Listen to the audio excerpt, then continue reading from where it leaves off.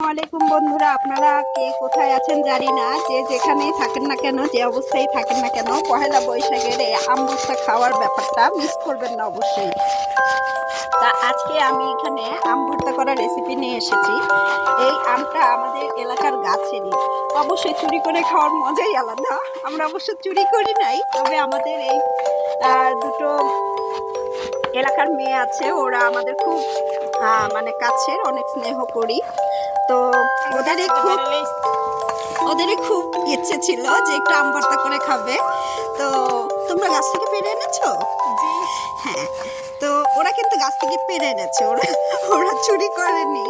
But এলাকার আম তো, এটাকে চুরি করা বলা যাবে না, তাই না? না, ওরা দুজনেই কিন্তু এটা ওদের দাদাদের কাজ। দেখি তোমার দাদা, তাই না? তোমারও দাদা?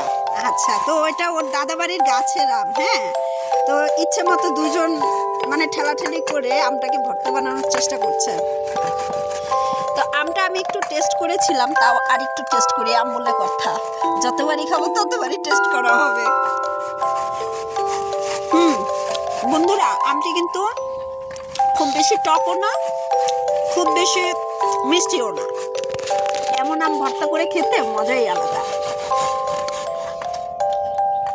তো ওই যে দূরে দেখছেন একটা আম গাছ, ওটা কাটিমন আম গাছ। ওই আম গাছটা আমি কিনেছিলাম এর আগে একবার মাত্র, দুটো আম খেতে পেরেছি। আর এই বছর এখনো আমের যে অবস্থা, মানে মুকুল এসেছে। এটা আসলে কলমের গাছ ছিল গত বছরে, তাও খেতে পেরেছি। আর এবছরেও খাওয়ার ইচ্ছে আছে, আল্লাহর রহমতে। আল্লাহ যদি আম রেখে দেয় তাহলেই খেতে পারবো। তো আম বানানোর কার্যক্রম চলতেছে।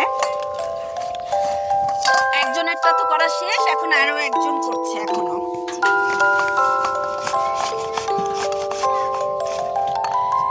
ও মজার আম। এটা হলো বৈশাখ মাসের প্রথম আম খাওয়া আমাদের। আমরা এই প্রথম বৈশাখ মাসের আম খাচ্ছি, তাও এখন ভর্তা করে। অনেকে আম ডাল খেয়ে ফেলেছেন, অনেকেই আচারও হয়তো দিয়ে দিয়েছেন, কিন্তু আমার কাছে এটাই ফার্স্ট। বন্ধুরা, এই যে আমটাকে ঝুরি করা হচ্ছে, এটাতে ঝুরি করতে নিলে অনেকেরই কিন্তু আঙ্গুল ছুলে যায়। বেসিক্যালি আমার কিন্তু আঙ্গুল ছুলবে। সো আমি অনেক প্রিকশন মেনটেন করে এই কাজগুলো করি। বাট আপনারাও অবশ্যই এটা চেষ্টা করবেন প্রিকশন মেনটেন করে চলার। আর ওরা খুবই দ্রুত এই কাজটা করে ফেলেছে, জানি না ওদের এত প্র্যাকটিস কিভাবে হলো। তো যাই হোক, আজকে আমরা আম ভর্তা করব। এই আমের নিচে না কি বলে, শুকনো মরিচ আর লবণটা রয়ে গেছে। এখন ঠিক কি করবে বলো? আর লবণ লাগবে তো? একটু লবণ লাগবে, ঠিক আছে বন্ধুরা, আমরা আর একটু লবণ নিয়ে আসবো। আর কি লাগবে? গুঁড়া মরিচ, শুকনো মরিচের গুঁড়া আর একটু লবণ আর ধন্যবাদ থাকলে ধন্যবাদ, আর একটু চিনি লাগবে, তাই না? আর সরিষার তেল লাগবে?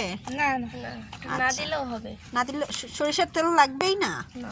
আচ্ছা ঠিক আছে বন্ধুরা, আমরা এখন টুকটাক করে নিয়ে আসতেছি। বন্ধুরা, এখন ছোট বাচ্চাদের জন্য আর কি দিয়ে দেওয়া হচ্ছে, একটু মেখে দাও, ঠিক আছে? এই আমটুকু ছোট বাচ্চাদের জন্য দেওয়া হচ্ছে। আর এই যে লাল টুকটুকে যে দেখেন মরিচগুলো, মা আমার মরিচ দেখেই তো ভয় লাগছে। যাই হোক, এখানে মরিচের গুঁড়া, চিনি আর লবণ কি সব লাগবে? লবণ এত লাগবে না, তুমি জাস্ট পরিমাণ অনুযায়ী দিও, এমনিতেই লবণ দেওয়া আছে। হ্যাঁ, এবার এগুলো নাও, ঠিক আছে? এভাবে না, এক সাইড থেকে নাও, ধরো, নিয়ে নাও। এখানে চিনি আর হচ্ছে মরিচের গুঁড়া একসাথে দেওয়া হলো, লবণটাও নিয়েছে। আর লবণ যদি পরে লাগে আবার, তখন নেওয়া যাবে, ঠিক আছে? আর মাখানো হচ্ছে, অনেক টেস্টি করে মাখাচ্ছে, হাতটাও গুলটু হাত। এই হাতের সৌন্দর্য দেখেও অনেকে আম মাখানো খেতে চাইবেন। তো যাই হোক, আমারও দেখে ভালোই লাগছে, ও যে সুন্দর স্টাইল করে মাখাচ্ছে। আমিও এত সুন্দর করে মাখাতে পারি না। এখন কি আমরা সবাই ভাগে পাবো নাকি পাবো না, তোমার একাই লাগবে, কোনটা বলো? বন্ধুদের দিবা না আম ভর্তা খেতে? বলবা কিছু বলো? একটু লবণ লাগবে, নাও। ঝাল হয়েছে অনেক। এদিকে আমরা একটা বোম্বো দেখাইছি আস্তা। ওরে বাবা, ওদের অনেক ঝাল লাগে। তো বন্ধুরা, আমি এত ঝাল খেতে পারি না। আজকে ওরা আমার জন্য একটু ঝাল কম দিচ্ছে, তারপরও আমি টেস্ট করে দেখবো যে কতখানি ঝাল কম হলো। ওকে, তো বন্ধুরা আমরা এখন এটাকে একটু টেস্ট করার চেষ্টায় আছি, দেখি। ও, আম ভর্তা মানেই জিভে জল চলে আসা।